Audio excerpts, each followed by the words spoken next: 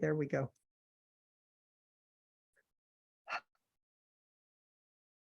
Morning. More rain coming in here. So what I wanted to do this morning is we have been in Sangha practicing with the Eightfold Path, as many of you know, and using this little book that was compiled by women Zen teachers.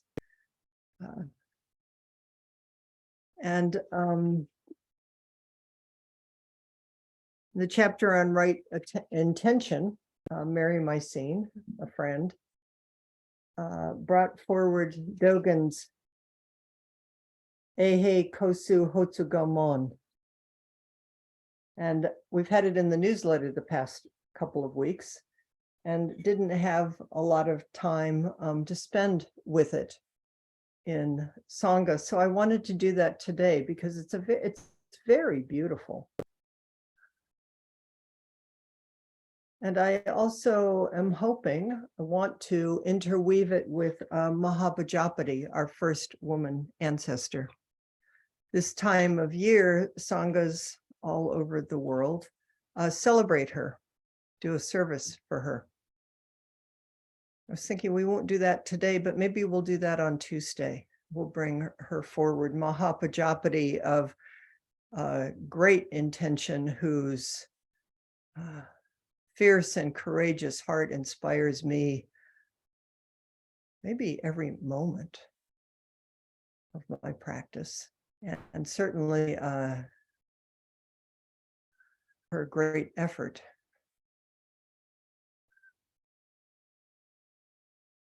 goes beyond and is an inspiration for us all. So, but let's start with, I wanted to review a little of what Mary had to say about right intention, arousing the vow of practice. Right intention, samyan samkalpa in Sanskrit and samma sakkappa in Pali, usually translated samya sama as right, but can also be translated as wholesome, wise, or skillful. Samkappa is usually translated as thought or intention, but can also be translated as resolve, aspiration, or the exertion of our own will to change. Here's a quote. Sometimes translated as right intention, it covers not only the rational thinking aspect, but also the emotional feeling aspect. This meaning is best reflected in the Chinese word jin, meaning both heart and mind. The unity and balance of both are important in our spiritual life. Heart and mind. Particular heart, one heart. The workings of our own mind, particular, personal, karmic, and one mind that is the mind of the whole universe.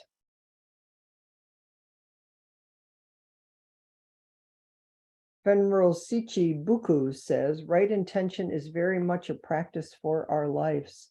We work through the mess of our heart minds, and in the process, we find the lovely lotus flower of freedom that arises out of the mud.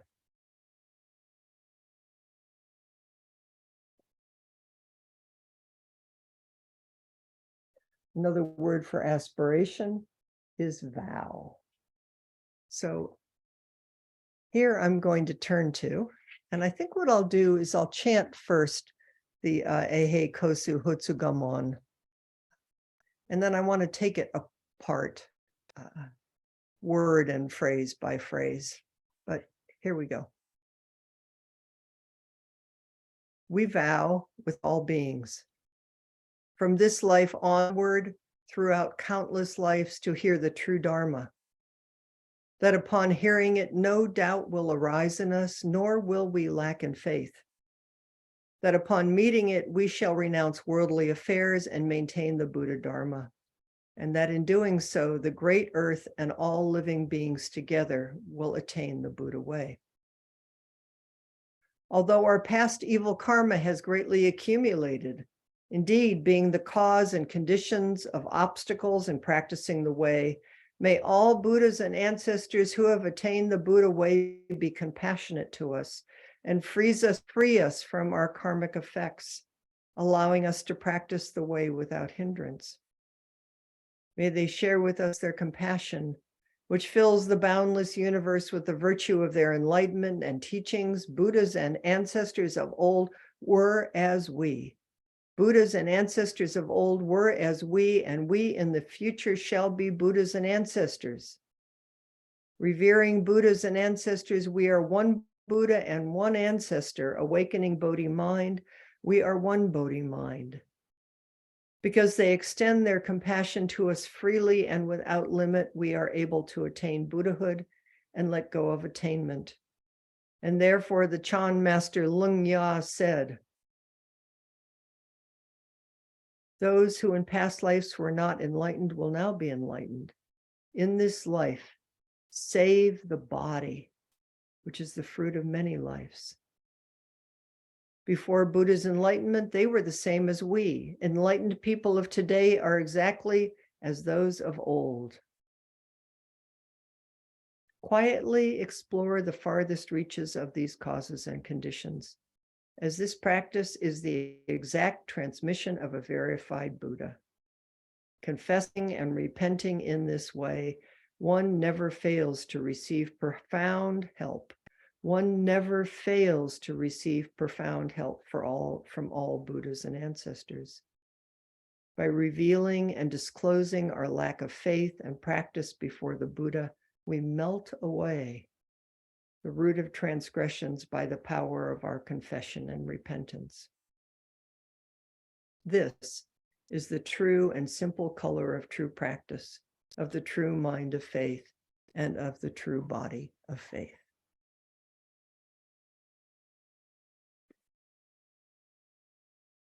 What's that have to do with us?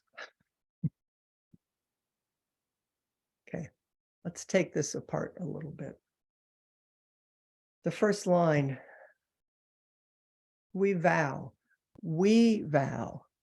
with all beings from this life throughout countless lives to hear the true Dharma. We, doesn't start with I. We live at a dynamic, alive intersection of a particular form, moment, life, causes and conditions. This is it. And this moment is simultaneously boundless, empty, incomprehensible, vast. So we live, as Suzuki Roshi said, in breath and out breath is the swinging gate. We live right at that pivot point, that fulcrum point. Breathing in and out. Completely here in time. That is timeless time. Completely here in this moment. That is simultaneously all moments beyond comprehension. So we vow with all beings, because all beings in this vast interconnected jewel net of Indra existence. I am you and you are me. I vow with the turnips. I vow with the people in Syria, devastated, Turkey, earthquakes. I vow with the people in Ukraine. I vow with my neighbors down the street. I vow with the sun and the moon and the stars.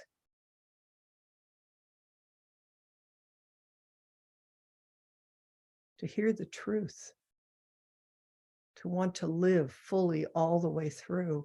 What is the truth and meaning of this life, of this interconnected life? Beyond you and me, that includes you and me. What is it and how do we do it?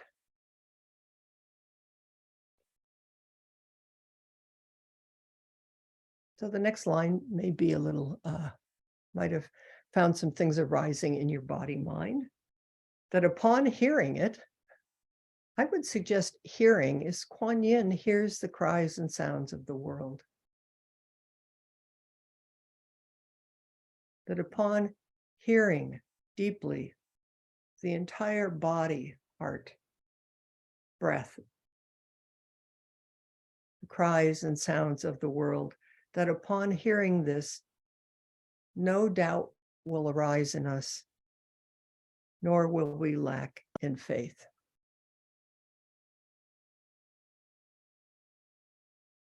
I've got plenty of doubt about lots of things. In Buddhism, there's two kinds of doubt: cynical doubt and great doubt. Pay attention, there's a difference. Cynical doubt is worldly doubt. I can usually taste when I'm in cynical doubt. Kind of has a particular taste in my tongue. And it feels karmic, it feels judging, it feels separate, questioning this and that. Usually has some pretty big judgment in it. Great doubt is, what is it? What is it? I know in my body, in my heart, there is something going on here that's more than my own little internal script. And I want to know it, which is to bring curiosity and wonder and awe over and over and over, which has a taste of faith in it. I entrust myself to this whole world to wake up with and for all beings. This whole world, if I listen, present, it will teach me everything I need to know. In the vowing ceremony, there's a line, in faith that we are Buddha, we enter Buddha's way.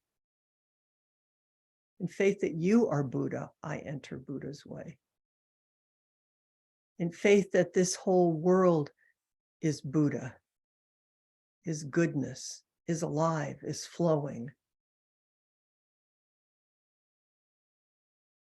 Very nature is love and creativity and possibility. I enter and enter and enter, so that more and more that which I know can be entered by the world, and the world can enter me, and I can co-create the world that I wish and know is possible.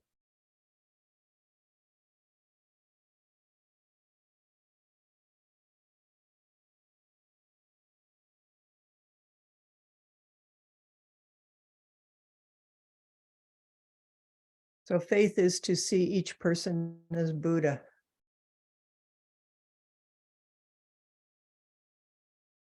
Faith is to stand in awe and wonder, and to allow the world to come close and open and reveal itself.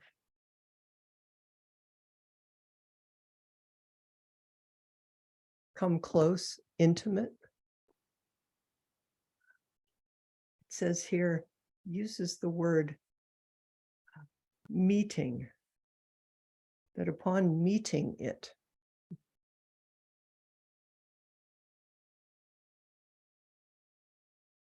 the Zen tradition,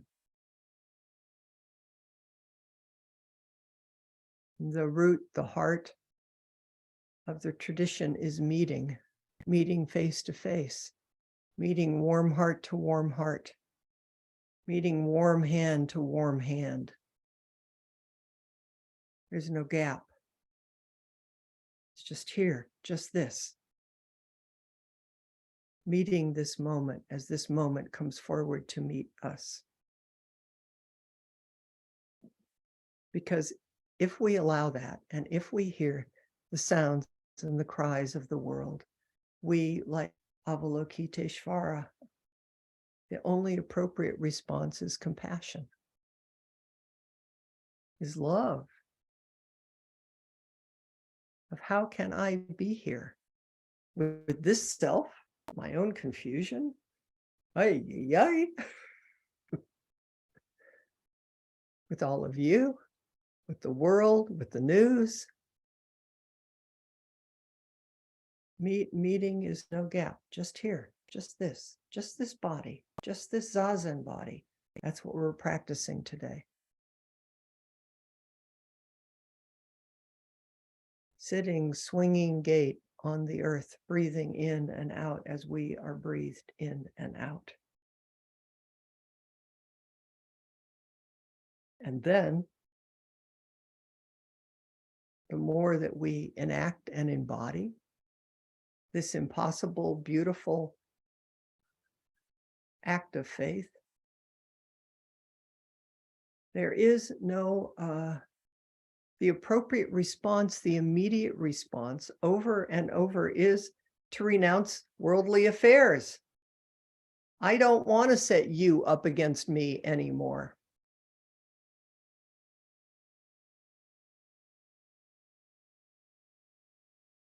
It hurts.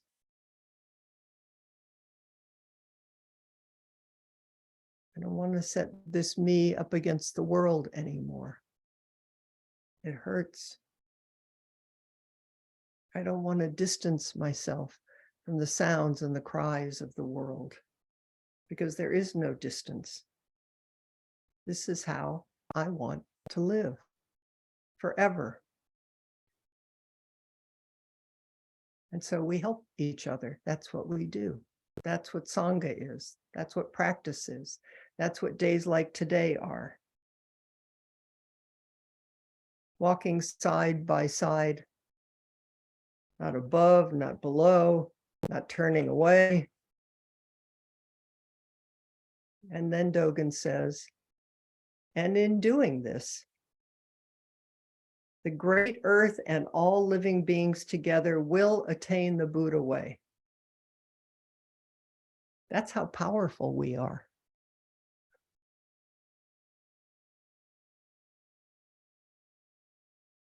That's how much we need to take responsibility over and over, joyful responsibility for our thoughts, for our speech, for our actions, our livelihood.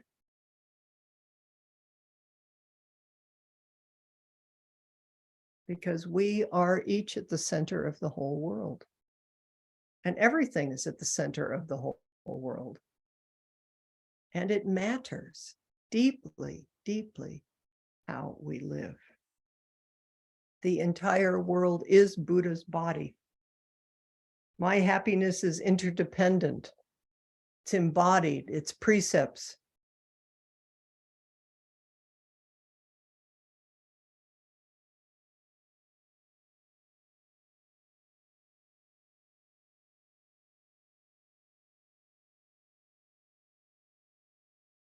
I'm going to read you something that I found from Norman Fisher that I thought was quite beautiful.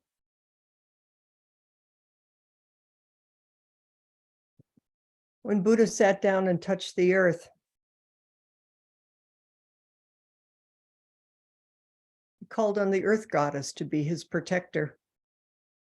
He was saying, the earth is my body. My body expresses earth, is produced and supported by earth, is made exclusively of earth elements. Nothing on earth, no matter how frightening, can threaten this indestructible earth body. Even if it is broken up into a million pieces, it remains, going home to its mother who gave birth to it, who embraces it now and will always embrace it. And this is exactly true of all of us. Our bodies too are the earth. They rise up from her and are nurtured, fed, and illumined by her.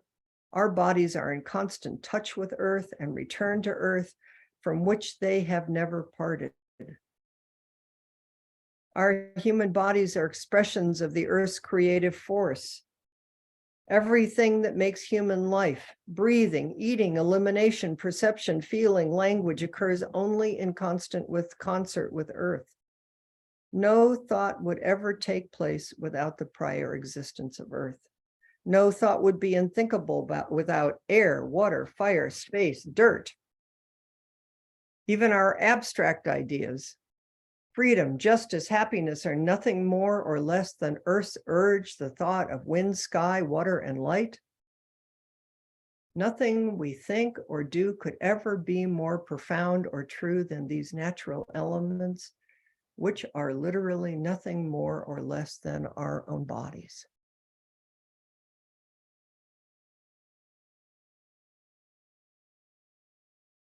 The great earth and all living beings together. Just this. There is nothing abstract. This body, close. Stay very, very close. Then Dogen says, although our past evil karma has greatly accumulated, indeed being the cause and condition of obstacles in practicing the way, may all Buddhas and ancestors who have attained the Buddha way be compassionate to us and free us from karmic effects, allowing us to practice the way without hindrance.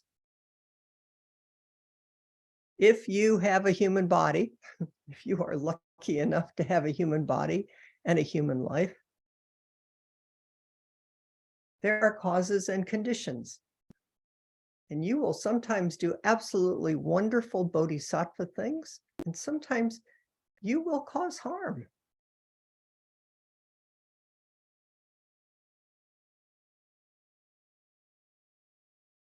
Earth body. So as humans, beautiful verse of repentance, all my ancient twisted karma from beginningless greed, hate, and delusion, born through body, speech, and mind, born through body, speech, and mind, I now fully avow. And the minute we do that, which has the feeling to me always of bowing to the ground, of humility, of I don't know in the most deep and profound and intimate ways. The entire world and all the Buddhas and ancestors are right here.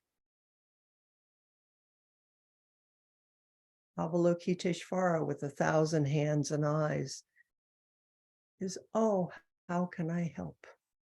It's call and response. If I ask for help, the world will come forward to respond. Then we get to pay attention.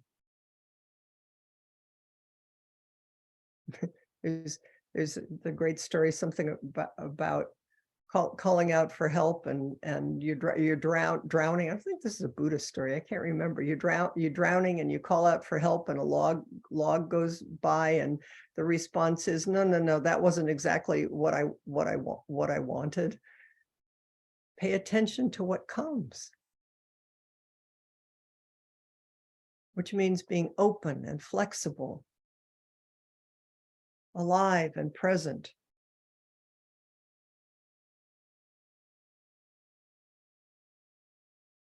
Zen ancestors, the earth.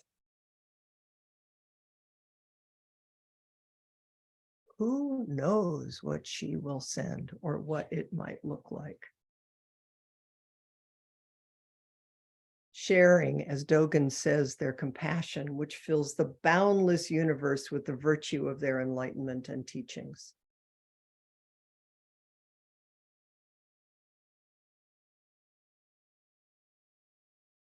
Oh, thank you. Oh, I didn't know this is what I needed.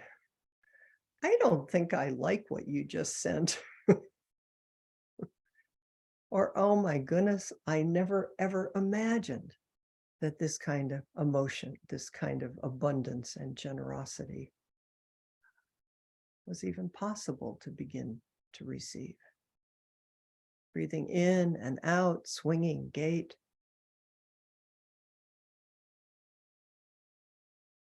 Zen and Buddhist ancestors aren't some ancient men patriarchs.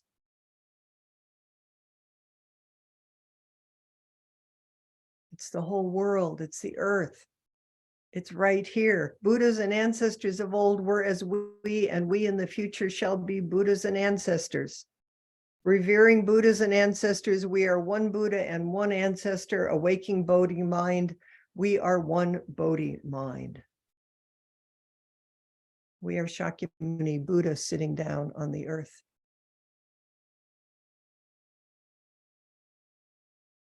Having witnessed suffering, experienced suffering, vowing to end suffering. One with all beings, we settle the self on the self over and over.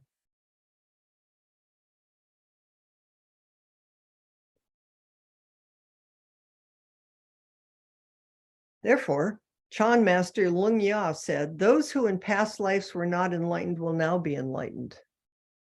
That's you. So in this life, save the body. Take good care of this body, this precious body, which is the fruit of many lives. It's ancestor body. Before Buddhas were enlightened, they were the same as we, and enlightened people of today are exactly as those of old. So let me tell you about Mahapajapati, an ancient ancestor. She echoes across time and space. Maybe you all have, maybe you have favorite Buddhist ancestors. Maybe you have favorite Christian saints. Maybe you have grandmothers, or you have people in your lifetime who help you, who guide you. When you call out for help, something arises, and it's right there. Some help that you had forgotten in some form that you didn't expect. Maybe Mahapajapati can be with you in the way she's not already, the way she is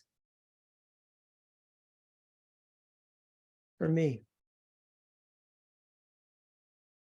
This is from Hidden Lamp. Mahapajapati opens the door, India, 6th century BCE. Mahapajapati was the aunt and foster mother of the Buddha and a queen of the Shakyas. Many women turned to her for counsel when their husbands and sons left home to join the Buddha's order. She was the first to ask the Buddha if women could also ordain. And the Buddha replied, "Don't set your heart on this." She asked 2 more times and received the same answer, and she departed in tears. Later, Mahapajapati and 500 other women cut off their hair, put on saffron-colored robes, and walked barefoot for hundreds of miles to where the Buddha was teaching. Weeping, they stood outside the gates. This version doesn't have, what often really moves me is they talk about how they walked through the dust and their feet were bleeding.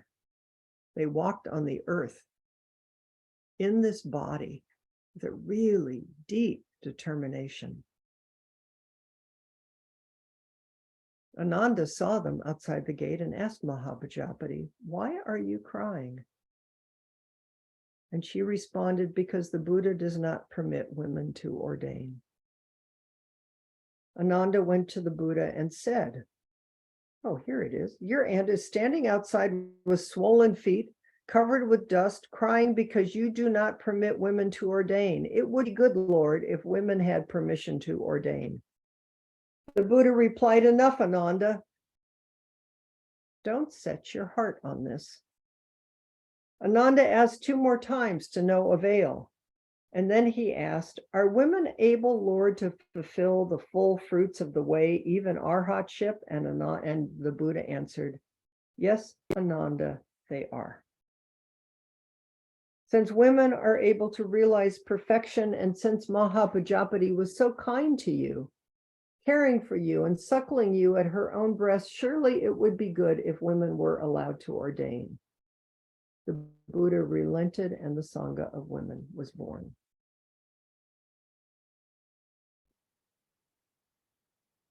The story is full of karma, causes and conditions, conditioning, social conditioning.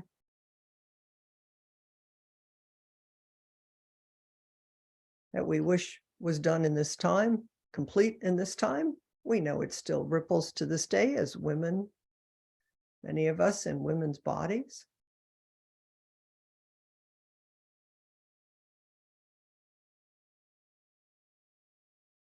Of being told no, of doors being shut.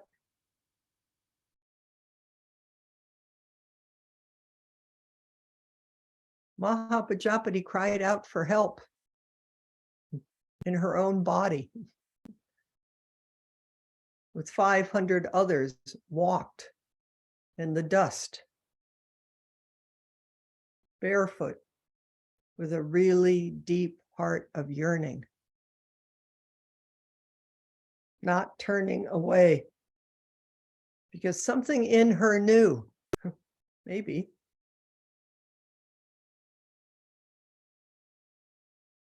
that if Siddhartha could be Shakyamuni Buddha, she could be Mahapajapati. And each one of us can be fully who we are. Marilyn can be fully Marilyn. Alicia can be fully Alicia. Romaine, Constance, each being on this earth.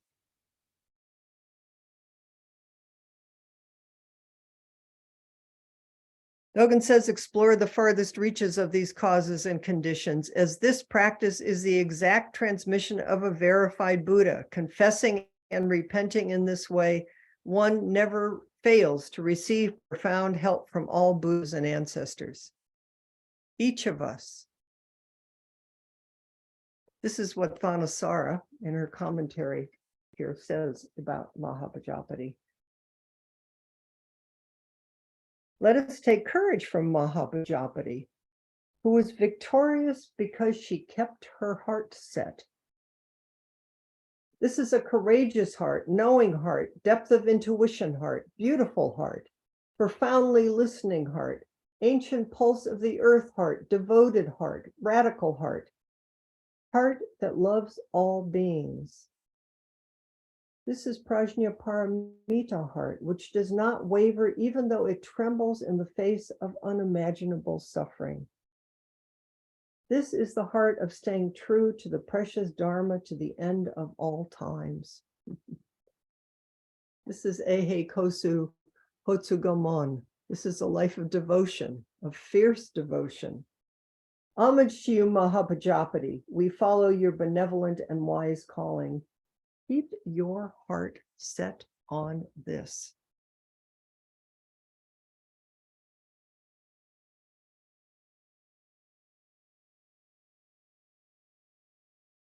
Dogen says, by revealing and disclosing our lack of faith and practice before the Buddha. No, you couldn't be talking about me. You really don't know how confused I am. You really don't know how much I waver. Oh, if you only knew. No, Buddha, I have my heart set on this. No, world, I have all beings across time and space. My heart has always been set on this. This is how we melt away the root of transgressions by the power of our own compassion and repentance, by our own confession and repentance.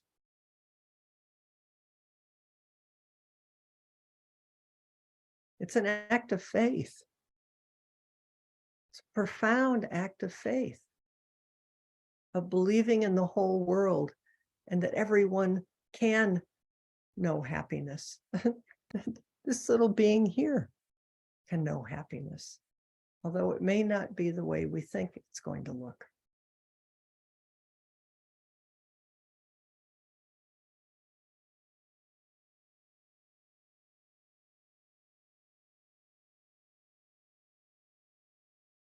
I love Mahapajapati. And I love the Buddha that Who knows what really happened? There's alternative scholarship happening now. But good heavens, even the Buddha made mistakes. You just don't stop. And dear-hearted Ananda, who made plenty of mistakes, but who in temples in Asia, their women, nuns, often celebrate Ananda. There's a day to say thank you to Ananda because he was an ally. Actually, I just thought of that. In terms of today, Ananda was a perfect ally. He just was there and said, wait a minute. What's happening here and how can we really look at this and what's the truth of it?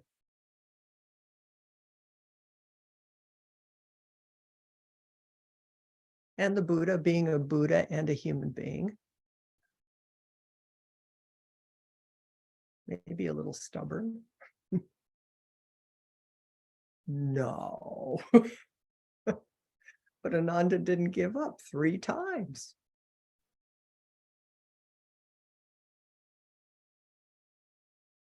I haven't heard this for a long time, but often in Buddhism, the admonition is that if someone asks for something in a Buddhist sense, or asks a question, wants to know something, it's really good to have them ask 3 times. It means someone's heart is set on it. It's like, oh, okay, I heard it the first time. We'll see what happens next. And the second time and the third time. You just don't stop. You just keep coming back. And of course, it's not willful, but you do listen over and over again to the heart of the whole world and to your own heart beating in resonance with it.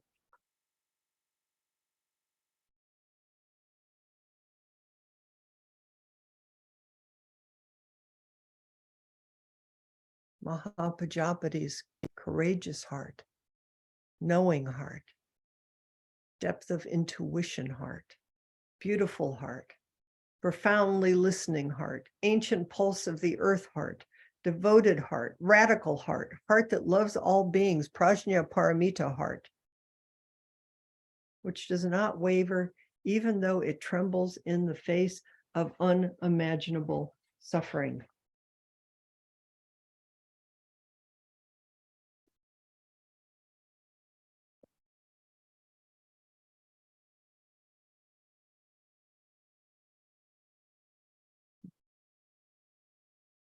Norman closes, well, as part of his quote, in Mahayana thought,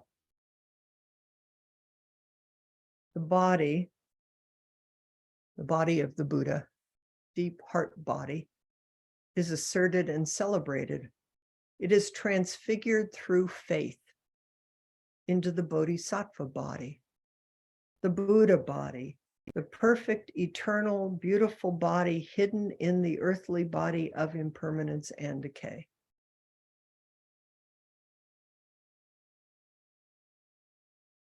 I wouldn't even say it's hidden. I say it looks just like you and me, illumined. That's that meeting place. There is something that happens in face-to-face, deep meeting with each other, with the carrot, with the tree, with the rain, with poop, with suffering when we don't turn away. Something is transfigured through faith. So today, Zazen body, this is what we're doing. Swinging gait, breathing and being breathed. Dogen closes the fascicle.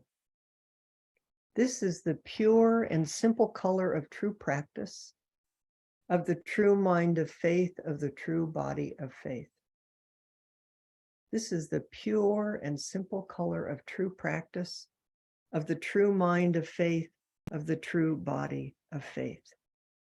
It's no place else. It's just this.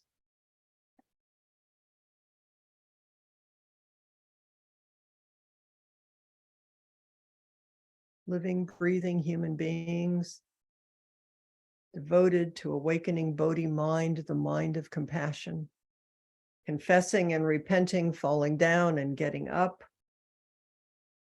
a life of vowing, arising, a path of devotion and faith, acknowledging that you, we, they are particular karmic beings and timeless expressions of vast, boundless universe. An intimate embodiment of the great earth and all living beings together as one Dharma and one body mind.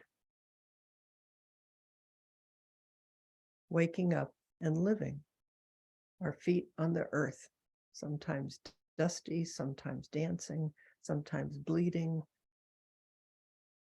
sometimes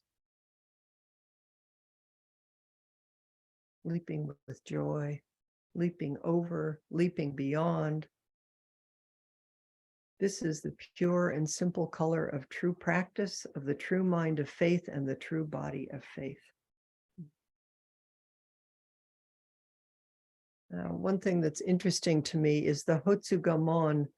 Dogen used these words to arouse a life of vowing, but actually the Hotsugamon is a traditional of devotional form that was long before Dogen.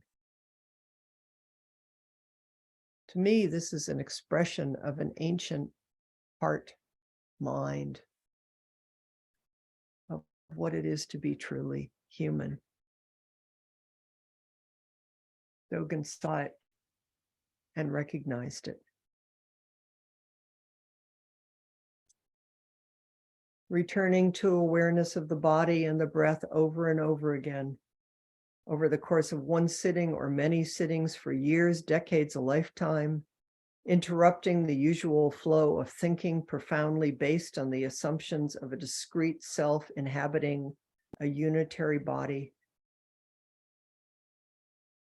When flow is interrupted and awareness is returned to the flow of lived experience in the present moment of being alive, a moment in which everything arises and disappears at once and seems to be both there and not there, life feels different, awake, alive.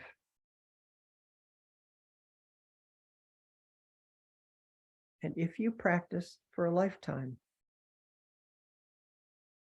the temporary relief that you may feel at the end of this sitting, a little more joy, a little more space, a little more faith, a little more yes, I will.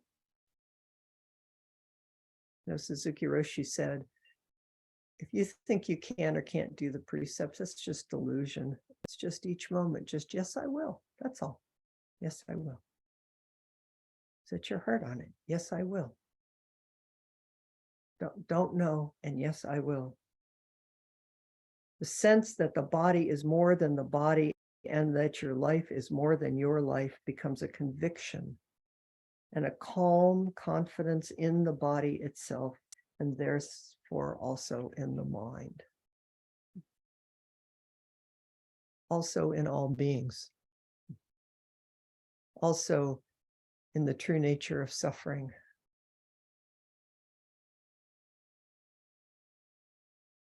Plus, it gives you something to do with this one and precious life. You'll never get bored. Doubts will always arise. There will be obstacles. You will get to meet yourself and the world over and over again.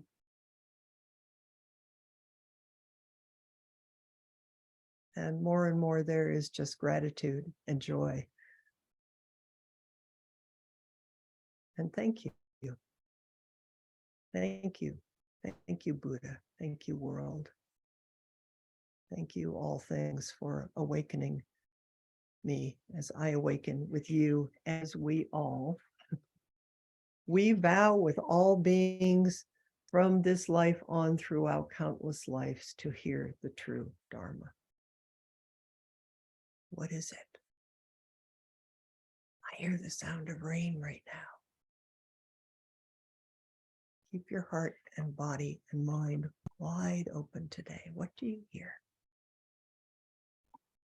Okay. Let's do that Bodhisattva vows. And we have outside walking meditation. You can put on your rain gear if you're someplace rainy, or maybe you're in the snow and you can go out in the snow wherever you are, or you can stay inside where it's warm and cozy. I'll get up in a minute and we'll do 3 more bows, and then we'll be back on our cushions at 11:40. Chris, Yes, you want bells for the bowing? sure. They'll sound fun. Let's do the Bodhisattva vows. Beings are numberless. I vow to save them. Delusions are inexhaustible. I vow to end them. Dharma gates are boundless. I vow to enter them. Buddha's way is unsurpassable. I vow to become it.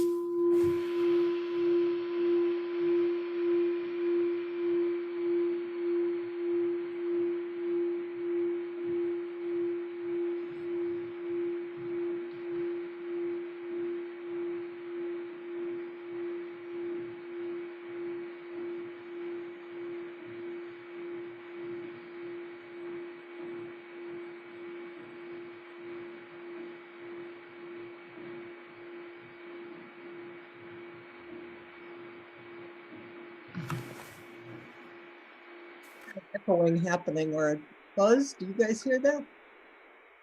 Me? Oh, Sorry. okay. We'll see you at 11:40.